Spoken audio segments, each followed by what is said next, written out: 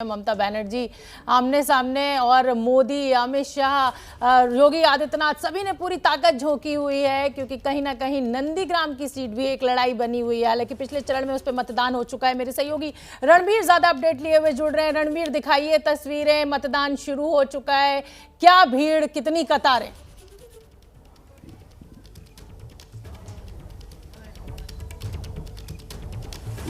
देखिए, मतदान शुरू हो चुका है और तस्वीरें इतनी अच्छी हैं, मैं आपको दिखाता हूं। ये देखिए भीड़ सुबह सुबह, और यहाँ पर जो पहले वोटर थे वो सुबह 5:30 बजे आए थे और उसके बाद लगातार लोगों की कतारें लग रही हैं। और ये पुरुषों की लाइन के अलावा महिलाओं की लाइनें हैं, और ये सिर्फ एक बूथ की यानी एक कमरे के लिए है। जो अगले बूथ है वहाँ पर भी इतनी लंबी लाइनें हैं। तो यहाँ चूँकि गर्मी बहुत ज़्यादा होती है, आपको बताऊँ मैं अब इस वक्त डायमंड हार्बर में मौजूद हूँ, जो दक्षिण 24 परगना का एक विधानसभा है, और ये गढ़ है तृणमूल कांग्रेस का, क्योंकि डायमंड हार्बर लोकसभा सीट से ममता बनर्जी के भतीजे अभिषेक बनर्जी सांसद हैं।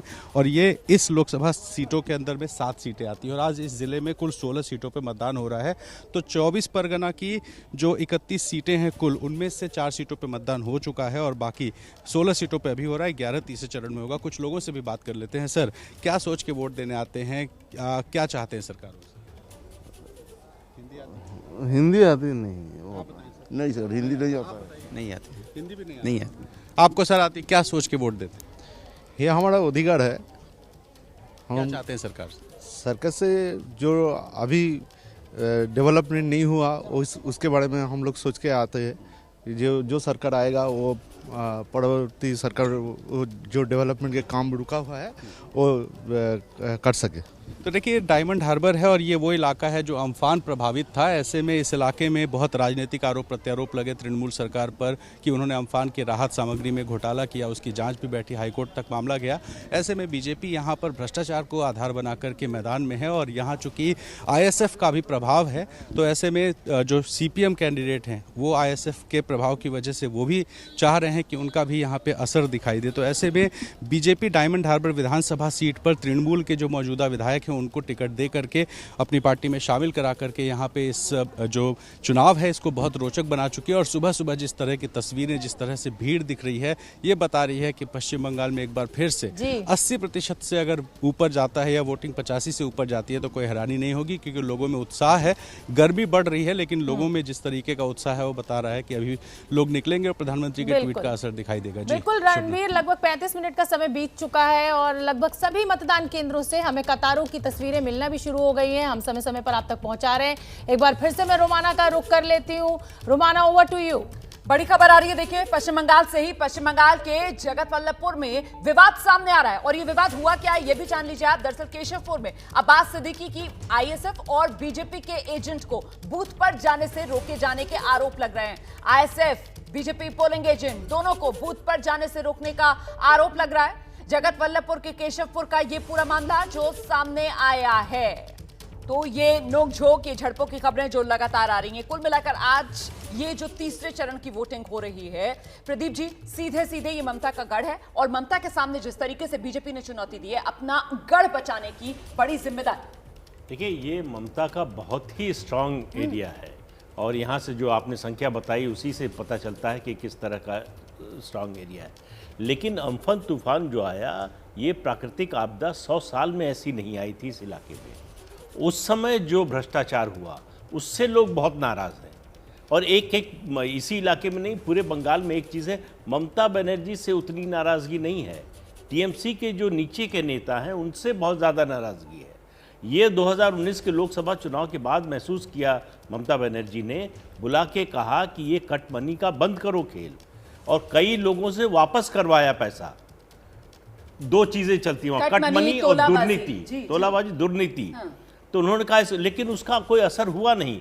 वो सिस्टम इतना नीचे तक बैठ गया है, वेस्टेड इंटरेस्ट इतना स्ट्रांग हो गया है कि वो बंद होना बड़ा मुश्किल है। तो उसका असर जो है, इसी वजह से तो हम कह रहे हैं कि साहब ये अग्नि परीक्षा, और सिर्फ ममता बनर्जी की नहीं आबे जी, बल्कि ये जो इलाका है डायमंड हार्बर, जिस तरीके से अभी रणबीर भी बता रहे थे कि यहाँ से सांसद कौन, ममता बनर्जी के भतीजे, तो कुल मिलाकर इनकी जो साख है वो यहाँ पर दाव पर।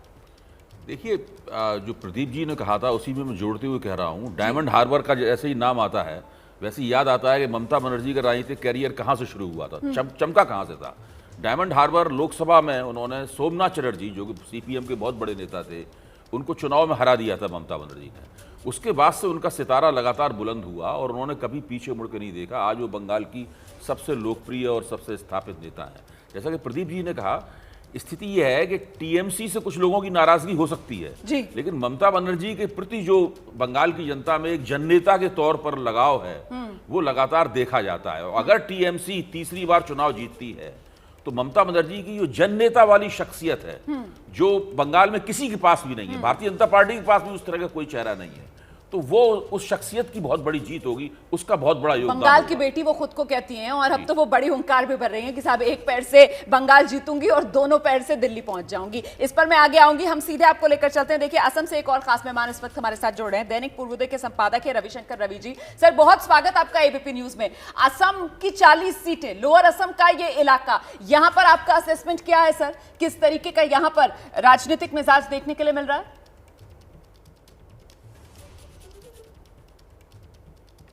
इसमें ये जो इलाका है 40 विधानसभा क्षेत्र जो जिसमें आज मतदान हो रहा है जी, इसमें मिक्स है। और देखिए, मैं बता देता हूँ पोलिंग का परसेंटेज मुझे ये लग रहा है कि सबसे हाई होगा। जिस ढंग से मतदाताओं में प्रतिक्रिया देखी जा रही है चुनाव को लेकर, और वैसे भी नॉर्थ ईस्ट में सुबह बहुत जल्दी हो जाती है तो लोग मैं सुबह निकला था 5:30 बजे से ही लोग अपने घरों से निकल पड़े थे मतदान के लिए। और इसमें 40 सीटों में ज्यादातर सीटें वैसी हैं जहां पर अल्पसंख्यक मतदाताओं की संख्या ज्यादा है जी, जो कांग्रेस महागठबंधन की उम्मीद है। लेकिन कई सीटें जैसे बरपेटा, नलवाड़ी, कई ऐसी सीटें हैं, गुवाहाटी के 4 विधानसभा क्षेत्र हैं जहां पर स्थिति काफी दिलचस्प है। और मतदान अगर जितना परसेंटेज बढ़ेगा उतना ज्यादा यहाँ पर कॉन्टेस्ट की संभावना बढ़ेगी। तो विधानसभा चुनाव में मतदान का सबसे बड़ा दिन आज। 5 राज्यों में विधानसभा चुनाव, कुल 475 सीटें, जहां आज उम्मीदवारों की किस्मत दांव पर लगी हुई है। सीधे आपको लेकर चलते हैं इस बड़ी कवरेज में, अब शोभना के पास। बिल्कुल रोमाना, लोकतंत्र का उत्सव आज मनाया जा रहा है। तीसरे चरण का मतदान चल रहा है। लगातार दर्शकों तक सबसे पहली तस्वीरें हम आप पहुंचा रहे हैं। हमारे तमाम रिपोर्टर्स इस समय फील्ड में मौजूद हैं जो पल पल का अपडेट हम तक भेज रहे हैं। ये देखिए 4 तस्वीरें। चेन्नई में भी मतदान रजनीकांत ने किया, पोन्नाई में ई श्रीधरन पहुंचे हैं, पी चिदम्बरम ने वोट डाला और अभिनेता और अब नेता चेन्नई में कमल हसन भी मतदान करते हुए नजर आए। तमिलनाडु की 234 सीटों में एक ही चरण में आज मतदान हो जाएगा। कन्ननपुर में पी चिदम्बरम, जो कि पूर्व वित्त मंत्री हैं, कांग्रेस के कद्दावर नेता हैं, उन्होंने मतदान किया। ये 4 तस्वीरें एक बार फिर सामने।